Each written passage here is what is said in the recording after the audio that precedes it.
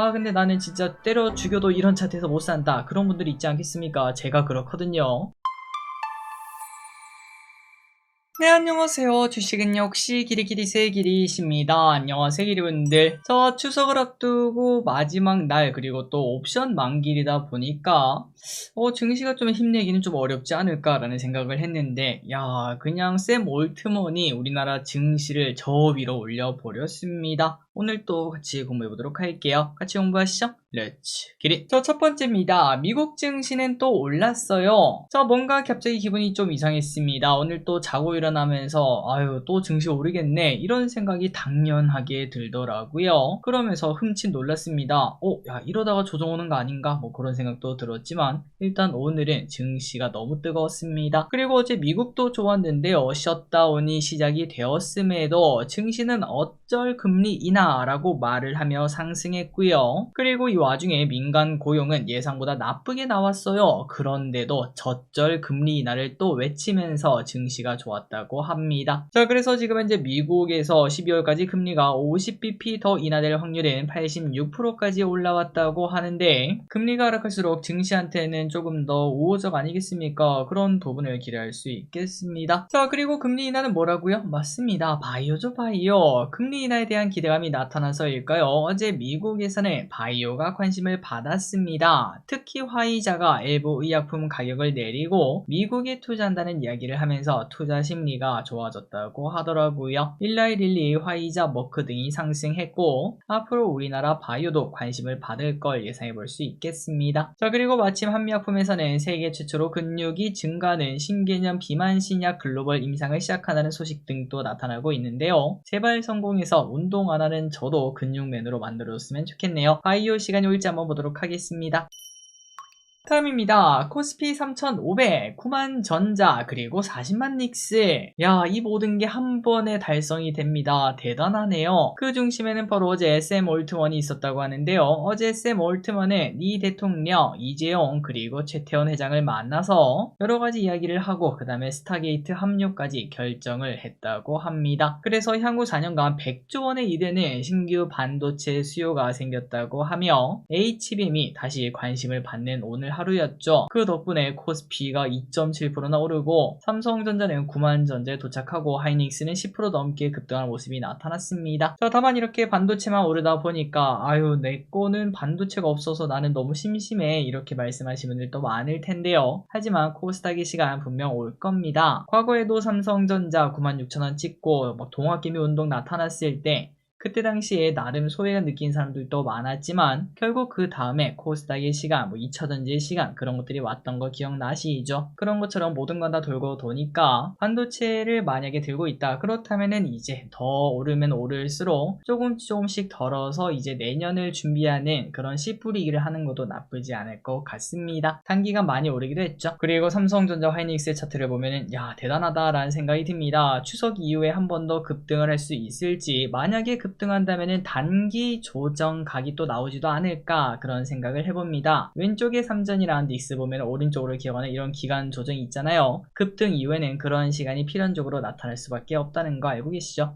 다음입니다. 최근 한 달간 가장 많이 오른 반도체는 가는 놈은 가는 이유가 있고요, 안 가는 놈은 안 가는 이유가 있습니다. 지금 내가 반도체 지금이라도 사야 될 것 같아, 좀 많이 오른 것 같긴 한데 그래도 야 이대로 있으면 포모가 올 것 같다, 내 자산의 한 10%만 사고 싶다, 그런 분들도 있을 수 있지 않겠습니까? 그런데 너무나도 많은 반도체 기업들 때문에 머리가 아프시다면은 상승률에서 정답을 찾아보는 것도 좋아 보입니다. 기름분들 주식 투자를 하면 할수록 느끼는 건 진짜 딱 하나밖에 없습니다. 가는 놈은 가는 이유가 있어요. 그리고 가는 놈만 더 가는 장이 거의 대부분 이어지는 걸 확인할 수 있는데, 그 말인즉슨 지금 단기간으로 가장 많이 오른 기업들, 그 기업들만 골고루 사도 중박은 치겠다라고도 말을 해볼 수 있겠습니다. 그래서 봤습니다. 반도체 섹터 내 최근 한 달간 가장 크게 상승한 친구 10개를 봤더니 TLB, 한양디지텍, 심텍, 에이펙트, 하나마이크론, 펨트론, KNJ, 오킨스전자, TCK, 메카로 이러한 기업들이 있는 걸 확인할 수 있고요. 그리고 TLB는 무려 2배나 올랐고요. 한양디지텍도 2배가 올랐고 메카로는 67%나 상승한 걸 확인할 수 있습니다. 한 달 동안 많이도 올랐네요. 그리고 이제 포진된 섹터는 전부 다 소재, 패키징, 장 장비 이렇게 포진하고 있다고 하니까 혹시나 내가 뭘 사야 될지 모르겠다. 여기 보이시는 친구들 중에서 마음에 드는 친구들을 골고루 담는 것도 좋은 방법 중 하나가 될 수 있겠습니다. 자, 그래서 3초 뒤에 넘어가도록 할게요. 한번 이제 어떤 기업들인지 확인해 보시고요.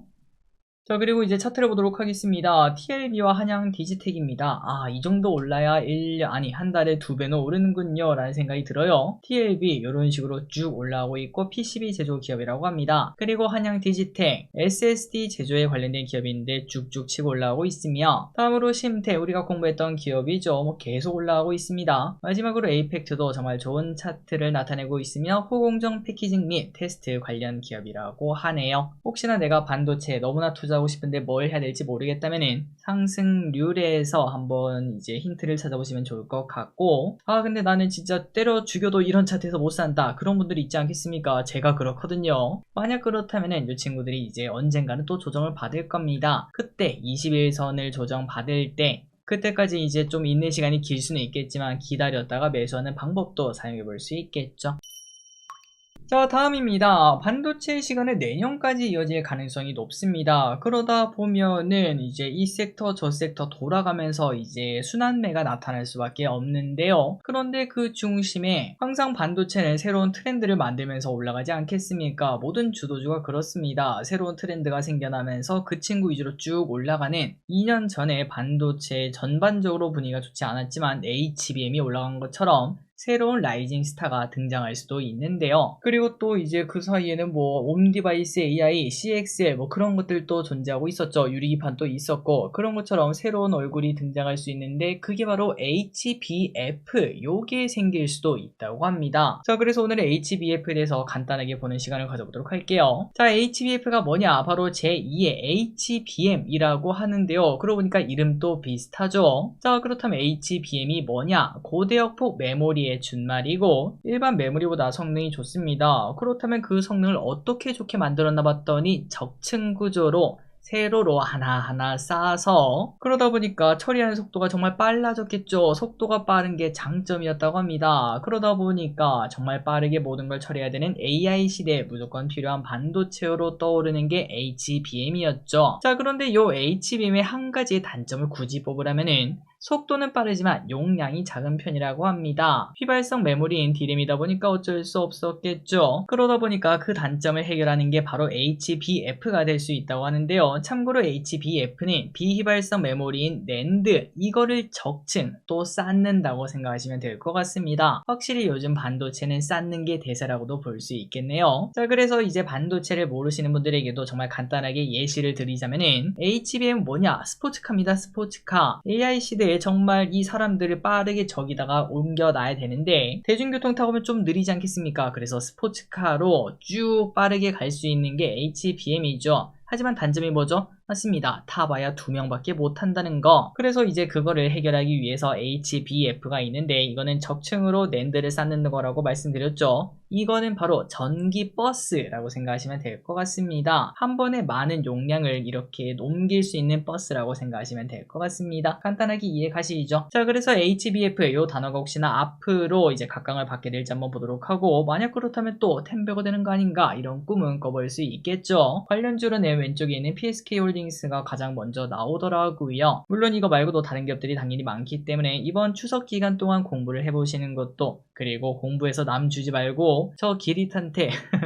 이 기업 좋더라 이런 식으로 알려주시면 제가 또 공부하는 시간을 가져보도록 하겠습니다. HBF 한번 보도록 할게요. 다음입니다. AI에 대한 기대감이 계속 나타나다 보니까 AI 인프라도 무시할 수가 없겠습니다. AI가 결국 버블이 아닌 거죠. 일단 지금까지 봤을 때는. 그러면은 갈수록 투자는 커져갈 수밖에 없고 그 기반이 되는 AI 인프라도 계속 커져갈 수밖에 없을 것 같네요. 시티그룹은 AI 관련 인프라 지출이 계속 늘어나고 있다며 예상치를 상향으로 수정했다고 하며, 마소, 아마존, 알파벳 등등 이름만 들어도 아는 기업들이 돈을 쏟아붓고 있기 때문에 앞으로도 전력 설비, SMR 이러한 관심은 커질 수밖에 없을 것 같습니다. 그러니까 지금 반도체 오늘 막 급등하고 있죠. 그리고 옆에서 덩달아 이제 HD, 현대일렉트릭 같은 이런 변압기 관련 애들만 올라오고 있고, 그리고 결국은 그 다음 차례에는 또 이제 원전 이야기 나오지 않을까 뭐 이런 생각도 해볼 수 있겠습니다. 혹시나 이럴 때 갑자기 뭐 구리 가격이 올라간다 이런 소식이 나타나면 전선 관련주가 올라갈 수도 있고요. 어쨌든 이쪽 관련 이야기는 계속 나타날 것 같네요. 다음입니다. 애플 비전 프로보다는 스마트 글라스가 먼저. 자, 이것도 슬슬 다가오고 있습니다. 제가 꿈꾸는 미래 스마트 글라스의 시대가 다가오고 있는데요. 이 또한 10배의 힘을 가지고 있는 섹터라고 봅니다. 그리고 애플도 여기에 대해서 공감한다고 합니다. 비전 프로의 대규모 개편 계획을 중단하고, 참고로 비전 프로가 뭐냐, 그 스키장 고글 같은 거 있죠. 그만한 걸 딱 눈에 띄운 다음에 보통 우리가 말하는 메타버스를 실현시키는 도구 아니겠습니까? 그런데 그 계획을 일단은 중단하고 일단 AI 기반 스마트 글라스 개발에 집중한다고 합니다. 아직까지 비전 프로는 비싸기만 하고, 그리고 중요한 게 뭐죠? 맞습니다. 그거 사도 할 게 없어요. 할 게 기가 막힌 뭐 게임이라거나 아니면 뭐 기가 막힌 콘텐츠가 있다면은 당연히 사겠지만, 하지만 아직까지는 그걸 살 이유를 찾기가 어렵다고 합니다.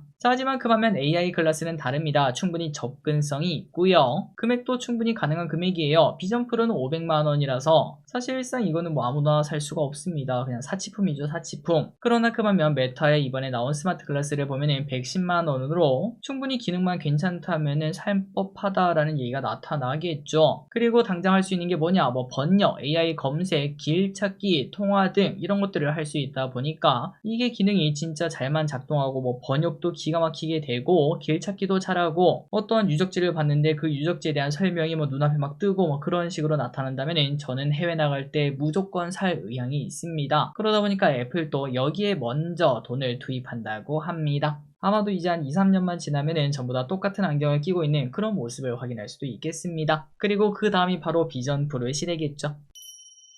다음입니다. 위고비가 건강보험이 된다고요? 자, 동의합니다. 위고비와 같은 비만치료제가 건강보험을 적용받을 수 있다고 하는데요. 국내 입법조사처가 근거를 마련할 수 있다고 합니다. 그렇다면 누구나 맞을 수 있습니까? 당연히 안 되겠죠. 고도비만 환자를 대상으로 진행될 것으로 보이고요. 참고로 지금 이제 비만 관련 시술은 위절제술, 이러한 수술만 보험이 되고, 대부분의 비만 관련 치료는 비급여라고 합니다. 과연 새로운 바람을 불러일으킬 수 있을지. 하지만 개인적으로 이제 뭐 당연히 보험 처리가 되면 무조건 해야 된다고 생각하고, 비급여라고 하더라도 한 달에 40만원이 든다고 하더라도 맞을 수 있다면 무조건 맞는 게 좋다고 생각합니다. 기름들도 이제 혹시나 살 때문에 조금 스트레스가 있다면은, 사실 우리가 다이어트 안 하고 싶은 사람은 없죠. 우리가 이제 상황이 어쩔 수 없다 보니까 그거를 하기가 정말 어려운 상황인데, 그런데 만약에 우리가 운동만 한다고 하더라도 사실 요즘 운동 많이 비쌉니다. 뭐 제대로 하려면은 몇십만 원은 그냥 들죠. 그 돈 생각하면은 사실 얼마 차이도 나지 않고, 게다가 이제 위고비 맞으면 식비도 줄죠. 야식만 줄이는 것만 해도 확실히 지갑이 뚱뚱해지는 걸 확인할 수 있죠. 그리고 마지막으로 장기적으로 건강은 어차피 돈 주고도 못 사기 때문에 개인적으로 맞을 수 있다면 무조건 지금이라도 맞는 게 좋다고 생각합니다. 그런데 나중에 건강보험까지 된다? 당연히 맞아야겠죠. 다음입니다. 당근이 잘 성장하고 있다고 하네요. 전 국민이 당근을 하고 있습니다. 어디를 나가도 당근이세요? 라고 말을 하는 사람들이 정말 많은데요. 사실 저도 이제 뭔가를 팔 일이 가끔 있다 보면은 당근을 무조건 먼저 찾습니다. 기존 중고나라는 뭔가 너무 업자들만 많은 느낌이더라고요. 자, 그리고 당근은 올해 들어 중고차, 부동산, 일자리 중개 등 이런 것들도 시작했는데요. 그러다 보니까 작년보다 실적이 2배 넘게 좋아질 것으로 본다고 합니다. 그래서 올해 예상 매출은 2,700억에 영업이익은 700억이라고 하는데, 앞으로도 더 성장하는 당근이 될 수도 있겠습니다. 해외에서도 이제 시작했다고 하죠. 자, 오늘의 마지막 소식은 바로 자율주행입니다. 자율주행은 왜 안 오를까요? 자, 올해 초부터 이제 뭐 코스피도 그렇고 삼성전자도 그렇고 열심히 올라갈 겁니다 해서 이제 그 친구들은 다 올라왔는데,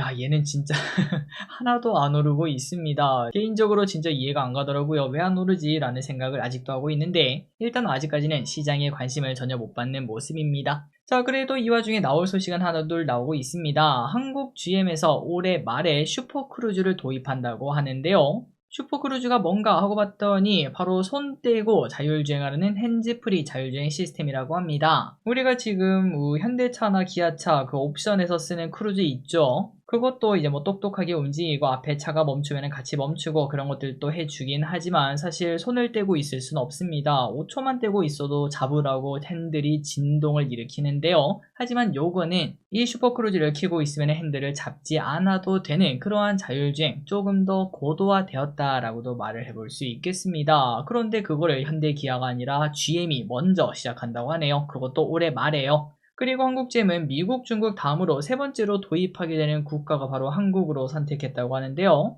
물론 아직까지 한국 일반 도로는 지원이 안 된다고 하지만 주요 고속도로 및 간선도로에서 지원이 된다고 합니다. 그렇기 때문에 이제 나중에는 이제 고속도로를 좀 많이 운행하시는 분들에게는 많이 편해지지 않을까라는 생각을 해볼 수 있고, 그렇기 때문에 나중에 고속도로 운행이 많다면은 야 이거는 개꿀이다라는 생각이 들고요. 그나저나 현대기아는 도대체 뭐 하고 있습니까 하고 물어봤더니 현대기아도 하고 싶지만 할 수가 없는 상황이라고 합니다. 그게 바로 법규, 규제 그런 것들 때문에 그렇다고 하는데요. 아니 길이요. 그러면 한국 GM은 어떻게 했냐? 바로 한국 GM은 한미 FTA를 통해서 미국에서 장착한 다음 한국으로 수입하게 된다고 합니다. 그러니까 이 한국의 법규, 규제 이런 것들을 좀 우회한 그런 것들이라고 볼 수 있고, 이러한 내용을 보니까 도대체 우리나라는 뭘 하고 있는 걸까? 라는 생각도 들더라고요. 자, 그리고 한국 GM은 이번 서비스를 위해서 100억 이상을 투자했다고 합니다. 어떻게 어디에 투자했나 봤더니 바로 지도를 만드는 데 사용했다고 하네요. GM의 슈퍼크루즈는 라이다 기반 고정밀 지도로 작동하기 때문에 정밀 지도가 필요한데요. 우리나라는 정밀 지도 반출이 아직 막혀 있죠. 그래서 다 직접 자기가 찍어서 만들었다고 합니다. 그 기간이 2년이 걸렸고 100억을 투자를 했다고 하네요. 자, 그래서 이제 이 소식을 보니까 딱 떠오르더라고요. 아직도 결론이 안 났죠. 지도 반출 이야기. 그게 이제 올해 결정이 날 수 있을 텐데 조건부 반출 이런 얘기가 나타나게 된다면 빠르게 웨이모 등 업계가 한국에 들어오는 계기가 되지 않을까라는 생각이 들고, 자율주행 기업들이 갑자기 오르기 시작한다면 이게 트리거가 될 수도 있지 않겠나라는 생각도 들었습니다. 어쨌든 우리나라에서 드디어 이제 뭐 반자율주행이긴 하지만 어느 정도의 자율주행, 손 떼고 움직이는 차량을 확인할 수 있을 것 같고, 다만 우리가 뭐 많이 보기는 어려울 것 같습니다. 4분기 내 캐딜락 신차에 슈퍼크루즈를 적용해서 판매한다고 하는데 그게 에스컬레이터 전기차더라고요. 가격이 2억입니다. 2억.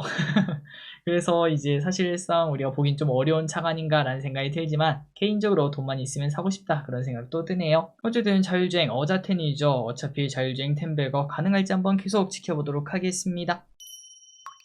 그리고 이거 빼먹을 뻔했습니다. 기리분들, 반도체 밸류체인 하나씩 다 제가 정리를 해봤습니다. 정확히는 히릿이 진짜 고생해서 만들었는데요. 기리분들 또 혹시나 반도체 기업들 뭐가 필요한지 잘 모르겠다. 8대 공정 우리가 다 공부하지 않았겠습니까? 그럼에도 야 근데 관련 기업 공부하는 게 너무 어렵다. 만약 그렇다면은 요걸 보시고 참고하시면 될 것 같습니다. 자, 여기 보시면 뭐 IP, 팹리스, 그 다음에 8대 공정에 관련된 기업들, 그리고 장비 관련 기업은 뭔지, 소재 부품 관련 기업은 뭔지 이런 식으로 다 나눠놨거든요. 기업분들이 참고하시면서 투자에 도움이 조금이라도 되었으면 좋겠습니다. 3초 뒤에 넘어가도록 하고요. 혹시나 잘 안 보신다면 인스타에 올려드리겠습니다. 인스타에서 스크린샷 찍으시면 조금 더 고화질로 받으실 수 있을 것 같습니다. 3초 뒤에 넘어가도록 하겠습니다. 자, 오늘의 공부 여기까지 끝났습니다. 항상 같이 오면서 진심으로 감사합니다. 지금까지 기리셨습니다. 빠이요!